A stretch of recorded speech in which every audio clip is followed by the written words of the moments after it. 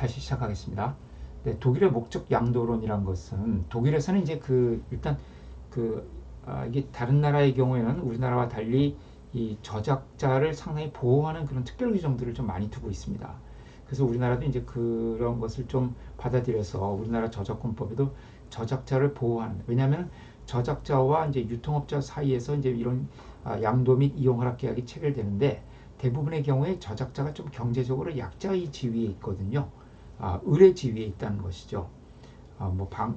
이용 허락을 받거나 이제 양도를 받는 이제 이 유통업자들은 뭐 대형 출판사, 뭐 영화사, 또 이제 공연 기획사, 또 음반 제작사들, 또 뭐 SM 엔터테인먼트라든가 뭐 아, 어, 이제 그런 이제 대형 음반사들 이런 것과 이용허락 계약을 체결하는 경우가 많기 때문에 이런 특히 그 무명의 작가들 아직 그 신인 작가들의 경우에는 상당히 불리한 지위에서 양도나 이용허락을 적절한 대가를 받지 못하고 계약을 하는 경우가 있고 이제 그런 컨텐츠들이 나중에 대박 상품이 되게 되면은 특히 그 양도를 한번 해버리게 되면은 더 이상 권리를 주장할 수 없기 때문에 나중에 이제 그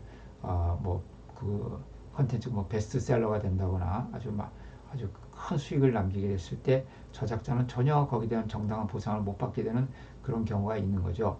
그래서 그런 점을 좀 보완하기 위해서 독일의 경우에는 이제 목적 양도론이라고 해서 알려지지 않은 저작물 이용 방법에 의한 이용권의 부여 및 의무 부담 행위는 무효로 그러니까 아까 본 뭐 계약 당시에는 알려지지 않았던 CD라는 매체가 있다.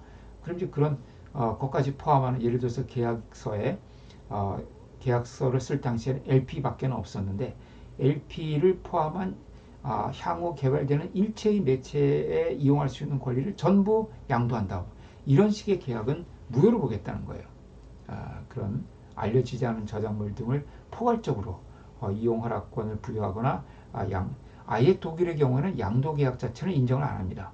기본적으로 독일에서는 저작권 양도는 아주 특수한 경우에만 인정을 하고 원칙적으로는 이용 허락을 통해서 유통을 하도록 이렇게 되어 있거든요. 여기 구름빵 사건 같은 게 이제 우리나라에서 대표적인 이제 그런 사례죠. 그 구름빵이라는 그림책의 개발과 그 개발된 그림책에 대한 일체의 저작권을 양도한다고 계약서에 써 있었거든요. 출판사와 작가 사이의 계약인데 베키나라는 작가시죠. 나중에 이 구름책 때문에 아주 유명해졌고 그 다음에 뭐 아동 문학에 있어서의 노벨상이라고 하는 상 이름은 잊어버렸습니다만은 그런 상도 받으신 분인데 그분하고 이제 그 출판사 대형 출판사였어요. 그 출판사와 사이에 그림책 한 권을 개발해 주기로 이제 계약을 하면서 계약서에 뭐라고 되어 있냐면은 이제 그 그림책 1권 개발 그리고 그 그림책에 대한 일체의 저작권, 2차적 저작물 작성권을 포함해서 2차적 저작물 작성권이 명시가 되어 있었어요. 그 양도한다는 계약서가 되어 있었습니다. 그런데 이제 그 그림책이 엄청 인기를 끌면서 많은 수익을 냈고요. 그 후에 그 그림책이 이제 또 뮤지컬로 또 만화 영화로 또 기타 여러 가지 이제 그림책 시리즈로 이제 나오게 된 것이죠. 근데 거기에 대해서 작가는 2차적 저작물 작성권까지 다 넘겨버렸기 때문에 아무런 이제 권리도 보상을 받지를 못한 겁니다. 그래서 그 처음에 이제 그 개발 대가로 1,000만 원을 받았고 나중에 아주 이게 수익이 높아지니까 800만 원을 보너스로 받았어요. 그러니까 1,800만 원 이외에는 전혀 대가를 지급을 못 받은 것이죠. 그래서 이제 그런 부분이 이제 문제가 되었던 것인데 여기 이제 캐릭터의 독자성이라고 되어 있는데 사실 이 사건이 왜 재판까지 가게 됐냐 하면은 이 그림책에 대한 일체의 저작권이 양도된다고 했는데 그럼 캐릭터에 대한 그 저작권까지 여기에 포함된 거냐 이게 문제가 됐었습니다. 캐릭터도 하나의 별도의 저작물이라고 한다면은 이 그림책에 대한 일체의 저작권을 양도한다고 했지 캐릭터에 대한 저작권까지 넘긴다고는 안 돼 있거든요. 그러면 캐릭터를 독자적인 하나의 저작물이라고 본다고 하면은 이 캐릭터에 대한 명시는 되어 있지 않기 때문에 그림책과 그 그림책에 대한 2차적 저작물 작성권을 포함해서 다 넘어갔지 이 캐릭터를 가지고 많은 그 캐릭터 사업이 이루어졌거든요. 뭐 여러 가지 그 팬시 문구 용품이라든가 이런 것들이 많이 만들어졌고 그런 것은 다 캐릭터를 상품화한 그런 작품들이었기 때문에 거기에 대한 권리는 안 넘어갔다 하고 이제 이것이 소송이 되어서 재판이 됐는데 1심, 2심, 3심 모두 그림책에 대한 일체 저작권을 양도한다고 했으면은 그 그림책에 들어있는 캐릭터까지 다 넘어간 거라고 본 거죠. 네, 그래서 작가가 결국 1심, 2심 대법원까지 다 패소를 했고요. 참 안타까운 사건입니다. 네, 제가 이제 이 사건의 그 항소심부터 이제 작가 쪽으로 관여를 했었는데 결국 다 패소를 했어요. 그래서 이제 그런 이제 부분이 문제가 되다 보니까 우리나라에서도 이 독일에서의 목적 양도론 조항이라든가 또 이제 프랑스에 보면 베스트셀러 조항이라고 해서 이렇게 이제 그 최초에 계약했던 그 컨텐츠들이 나중에 큰 성공을 거두었을 때 베스트셀러가 되었을 때 거기에 대해서 일정한 보상을 해주는 그런 규정이 있다고 하고요. 또 미국의 경우에는 이제 계약 종결권이라고 해서 한번 양도를 했다고 해도 일정 기간이 지나면 그 계약을 종결시키고 다시 이제 회복받을 수 있는 이제 그런 규정을 두고 있습니다. 그래서 우리나라도 이제 이런 규정들을 좀 도입을 해가지고 저작자의 권리를 보호할 수 있는 그런 저작권법 개정안이 지금 현재 국회에 올라가 있습니다. 아마 내년도에 통과가 되면은 이런 조항들이 좀 이제 들어오지 않을까. 뭐 전부 다 들어올 것 같지는 않고요. 이 중에 일부 조항이 반영이 되지 않을까 하는 생각을 갖고 있습니다. 그 다음에 이제 그 계약을 해석을 할 때 가급적 저작자에게 유리하게 추정을 하려는 겁니다. 저작자에게 유리하게. 그러니까 계약의 내용이 애매할 때는 이용자가 아니라 누구요? 저작자. 저작자에 유리하게 하라는 것이고요. 해석을 한다는 것이고. 그 다음에 계약문안 작성자에게 불리한 추정의 원칙. 자, 계약서의 내용이 불분명할 때는 그 계약서를 누가 작성했느냐. 그러니까 갑과 을 중에 누가 작성을 하고 을이 작성을 하고 갑은 서명만 했다. 그러면 그 애매한 부분에 대해서는 갑에게 유리하게 계약서를 쓴 사람, 계약서 초안을 작성을 한 그 사람이 아니라 이제 그 보통 이제 그 경제적으로 강자의 지위에 있는 사람이 계약서를 쓰지요. 그리고 약자에 있는 사람이 거기에 서명을 하는 이런 입장이 있기 때문에 그 출판사와 저작자가 저도 뭐 이제 책을 출판사에서 많이 냅니다만 되게 그 출판사에서 사용하고 있는 출판 계약서에 제가 서명을 하는 것을 이렇게 끝내는 경우가 많거든요. 물론 제가 특별히 뭐 요청하는 경우도 있습니다만 대부분의 경우에는 출판사에서 이제 작성해온 출판 계약서에 제가 서명하는 것으로 끝나죠. 이제 그렇게 됐을 때 그 계약서 내용에 불분명한 경우가 있으면은 그 계약서를 작성한 출판사가 아니라 저에게 유리한 쪽으로 해석을 하는 원리는 그러니까 계약을 작성한 쪽에게 출판사에게 불리하게 추정한다는 이제 그런 원칙이고요. 그 다음에 부수적 증거, 거래 관행이라든가 당사자의 지식, 또 당사자의 행동, 저작자의 사후 행동, 저작자의 사후 행동 같은 것도 이제 계약서를 해석을 할 때 상당히 어떤 유력한 그런 그 정황적 증거가 됩니다. 예를 들어서 지금 캐릭터에 대한 저작권을 넘겼느냐 안 넘겼느냐가 불분명한 상황인데 만약에 이제 계약을 체결한 이후에 이 갑이 을에게 캐릭터에 대한 대금은 왜 빠져 있느냐 뭐 이런 식의 얘기를 했다고 하면은 그것은 캐릭터에 대한 저작권은 넘겼고 다만 그 이용 대가만은 달라 이용 대가를 지금 못 받고 있다라는 취지로 이해가 될 수가 있잖아요. 이럴 때 그 캐릭터에 대한 대금은 따로 왜 지급이 안 되느냐 이런 뭐 문의를 했다거나 이런 것은 캐릭터에 대한 저작권이 넘어갔다는 상당히 중요한 반증이 될 수가 있죠. 이런 그 계약 체결 이후의 저작자의 사후 행동 이런 것들이 부수적인 증거로 이용이 될 수 있다는 겁니다. 그 다음에 이제 양도 계약과 이용 허락 계약, 양도 계약인지 이것이 이용 허락 계약인지 불분명한 경우가 있을 수가 있죠. 예를 들어서 이제 아까 말씀드린 건 매절 계약이 있어서 이것이 매절 계약이라고 계약서의 제목은 되어 있는데 이것이 저작권 양도를 하는 계약인지 아니면 이용 허락을 하는 것인지 불분명한 경우가 있다는 겁니다. 그런 경우에는 이제 우리 법원에서는 그 계약서에 나온 그 대가, 그러니까 이제 출판사와 이 소설가 또는 저작자 사이에서 매절 계약이라는 제목으로 출판 계약이 체결이 되어 있는데 거기 보니까 이제 그 출판사가 지급하는 대가가 뭐 예를 들어서 100만 원이라고 되어 있다. 그러면 야, 100만 원 갖고서 이것을 과연 양도 계약이라고 볼 수 있겠느냐. 이 정도 금액이라고는 보통 이제 양도를 받기 위해서는 이용 허락보다는 훨씬 더 고액을 지급을 해야 되겠죠. 출판사 입장에서 양도는 아예 권리를 가져오는 것이고 이용 허락은 권리는 가져오지 못하되 단순히 허락만 받는 것이기 때문에 양도를 받았다고 주장을 하기 위해서는 이제 그 금액이 상당히 커야 된다는 것이죠. 금액이 일반적인 인세를 훨씬 초과하는 그런 고액의 대가가 지급되었을 때 비로소 양도계약으로 해석해 줄 수 있다는 것이 법원의 입장입니다. 그래서 여기 뭐 질환지교를 꿈꾸며 이것도 옛날에 아주 유명했던 그 수필집이에요. 서울대학의 유한진 교수님이 쓰셨던 그 수필집 베스트셀러가 됐죠. 이것도 이제 그 출판사와 이 유한진 교수가 A라는 출판사와의 사이에 매절 계약을 체결을 했어요. 매절 계약이라고 체결을 하고 이제 원고를 넘겼는데 그 출판사에서 여러 가지 사정, 출판사가 형편이 어려워져서 출판을 못했습니다. 결국 못하고 있으니까 이 유한진 교수가 다른 B라는 출판사한테 이제 다시 또 출판 계약을 체결을 한 것이죠. 그래서 출판이 되어서 나왔는데 이것이 이제 엄청나게 베스트셀러가 된 거예요. 그러니까 A 출판사 입장에서는 굉장히 속이 상했겠죠. 베스트셀러가 되면은 이건 뭐 출판사는 10개 중에 하나만 베스트셀러가 돼도 뭐 금방 일어설 수가 있고요. 이제 그런 상황인데 그래서 A라는 출판사에서 뭐라고 주장을 했냐면은 이 매절 계약은 저작권 양도 계약이다.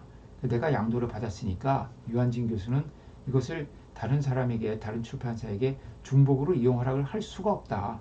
이것은 내가 이제는 권리자다.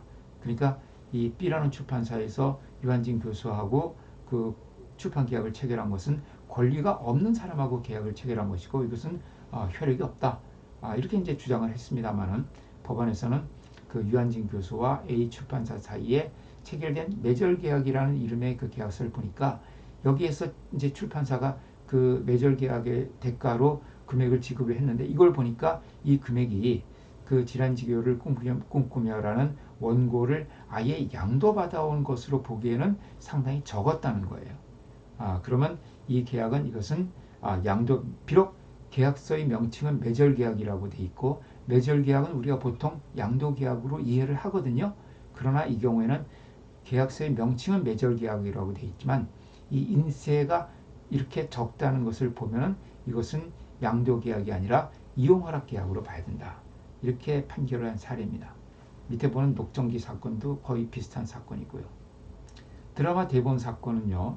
이제 그 드라마 대본 작가들이 방송사에게 드라마 대본을 써줬는데 그걸 이제 방송사가 드라마를 만들어서 방송을 했습니다.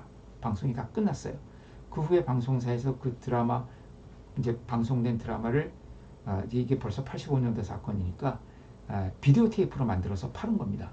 그랬더니 이 드라마 대본 작가들이 아니 방송한 것으로 끝났는데 왜 또 이것을 비디오 테이프로 복제해서 팔았냐? 그 부분은 우리한테 다시 또 허락을 받아야 된다. 이렇게 이제 주장을 했던 것이죠. 그랬더니 방송사에서는 아니 이 방송을 너희들이 납품한 그 대본을 가지고서 우리가 방송 드라마를 제작을 했고 방송 다 했고 그것을 녹화해서 파는 것은 우리가 마음대로 할 수 있는 부분이지 왜 또 거기에 대해서 그것을 별도의 허락을 받아야 되느냐 하는 이제 이렇게 항변을 했던 사건인데 법원에서 이 대본 작가들의 손을 들어준 겁니다. 저작자에게 유리하게 해석을 한 것이죠. 그래서 방송이 끝났으면은 그걸로 끝난 것이고 비디오 테이프를 만들어서 파는 거는 이것은 방송 드라마, 방송되는 드라마와는 별개의 물론 내용 컨텐츠 자체는 동일하죠. 그러나 매체가 달라진 것이죠. 여기 대해서는 별도의 허락을 받아야 된다고 본 사례입니다. 그 다음에 그래서 이용 허락의 범위와 관련돼서 여러 가지 그 판결들이 있는데요. 뭐 서울고등은 97년 이 판결을 보면 음반 제작을 승낙을 했다. 그 어떤 작사 작곡가가 자기의 음악에 대해서 이것을 음반으로 제작하는 것을 승낙을 했다고 하면은 그 음반 제작자에게 그 음반을 복제 배포권을 양도한 것으로 인정을 한 사례예요. 단순히 이용 허락으로 보지 않고 양도한 것, 그 음반 제작과 그 음반에 대한 복제 배포권 양도까지 다 인정, 허락한 것, 양도해버린 것으로 이용 허락이 아니라 양도한 것을 인정한 사례인데 이것은 이제 상당히 오래된 판결이기 때문에 지금도 이렇게 볼 수 있는지는 상당히 의문입니다. 이건 경우 다르게 봐야 돼요. 이 당시에는 이제 이 판결도 보면은 이 당시에 그 신인 작사 작곡가들이 그 음반 제작자에게 어떤 그 작사 작곡료를 받고 그냥 곡을 넘겨버리는 것이 관행이었다는 거죠. 그리고 이제 그 곡을 가지고 음반 제작자들이 음반을 만들어서 그것을 프로모션하고 뭐 방송사에 이제 또 홍보를 하고 이런 걸 하는데 많은 돈이 들어가는데 그 음반이 안 팔리면은 음반 제작자는 그냥 다 이제 그 투자비를 다 날리는 것이죠. 그래서 이런 어떤 이제 신인 작가들이 자기의 모든 권리를 음반 제작자에게 다 양도해버리고 그걸로 이제 음반 제작자가 알아서 홍보를 해서 뭐 팔든 말든 권리를 다 양도하는 것으로 했던 그런 관행이 있었던 그런 시점에서 나온 판결이라는 것을 염두에 두시고요. 그래서 대법원 2006년도 이 판결을 보면요.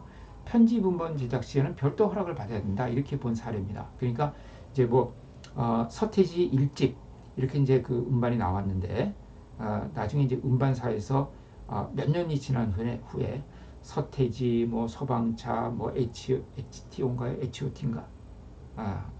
뭐 동방신기 이런 사람들 음반 중에서 뭐 두 개씩 막 이렇게 골라서 만든 그런 편집 음반들 요새는 이런 거 잘 안 만들더라고요. 한 10여 년 전에 이런 편집 음반이 상당히 유행을 했었는데 그래서 뭐 재즈 편집 음반 그래서 재즈 곡만 모아놓은 이제 CD 뭐 한 10장짜리로 이렇게 돼가지고 그 재즈 유명한 곡들만 쭉 모아놓은 거 또 클래식 편집 음반 해서 클래식 곡들 뭐 오페라 아리아라든가 교향곡이라든가 또는 심포니라든가 뭐 이런 또 뭐 가곡이라든가 이런 것들을 이제 한 10장 정도 모아놓은 이런 편집 음반들 그러면 이제 기존의 음반에서 이렇게 한 곡씩 뽑아서 만든 편집 음반이거든요. 그런 편집 음반을 만들 때 이미 음악 자체는 이미 녹음이 돼 있는 것이죠. 음반으로 나온 겁니다. 그거를 이제 새로운 시장을 개척하기 위해서 편집 음반으로 요 음반에서 A 음반에서 한 곡, B 음반에서 한 곡 이런 식으로 만들 때 그 각각의 그 A 음반에 대한 그 작사 작곡자의 허락을 또 별도로 받아야 되는지 그러니까 A 음반을 만들 때 허락을 받았겠죠. 작사 작곡자들의. 근데 그 음반 외에 그것을 편집 음반으로 만들 때 별도의 허락을 받아야 되느냐? 받아야 된다고 그런 것이죠. 네. 그러니까 이제 그만큼 어떤 사회의 변화, 또 저작권에 대한 인식의 변화 이런 것을 좀 반영하고 있는 그런 부분이라고 볼 수가 있겠죠. 이상문학상 사건 같은 거는 이제 요새 그 뭐 최근에 그 이제 문학상 같은 거 이 그 수상자들이 그 수상을 거부한 사례가 있었죠. 저작권을 다 넘겨야 된다. 나 그러면 난 수상 안 하겠다. 작품상 뭐 이상문학상, 동인문학상, 현대문학상 이런 이제 여러 가지 문학상들이 있지 않습니까? 이제 요거는 이상문학상 사건인데 그, 그 상을 주면서 이 그 수상작들에 대해서는 이 출판사에서 출판사는 이제 문학사상사였죠. 이 출판사에서 그, 그 출판하는 그 이상문학상 수상 작품집 이 책에 수록할 수 있는 권리를 이제 뭐 상당히 오랜 기간 동안 뭐 기간에 그 규제 약정이 없었어요. 기간의 약정도 없이 출판사가 그 권리를 다 갖는 것으로 이렇게 이제 되어 있었는데 그것이 무효다. 이제 그렇게 해서는 안 되고 물론 작품 수상작의 경우에는 그 이제 그 문학사상사에서 그 출판하는 이상문학상 수상 작품집에 뭐 1년이면 1년 또는 3년이면 3년 그 정도의 범위에서 수록할 수 있는 것을 허락했다고는 볼 수 있을지 몰라도 그것을 넘어서서 영구적으로 이렇게 그것을 계속적으로 출판하는 권리까지 양도했다거나 또는 이용 허락을 했다고는 볼 수 없다. 이렇게 저작자에게 유리하게 해석을 해준 그런 사례입니다. 네, 그 정도로 뭐 말씀을 드리면 될 것 같고요.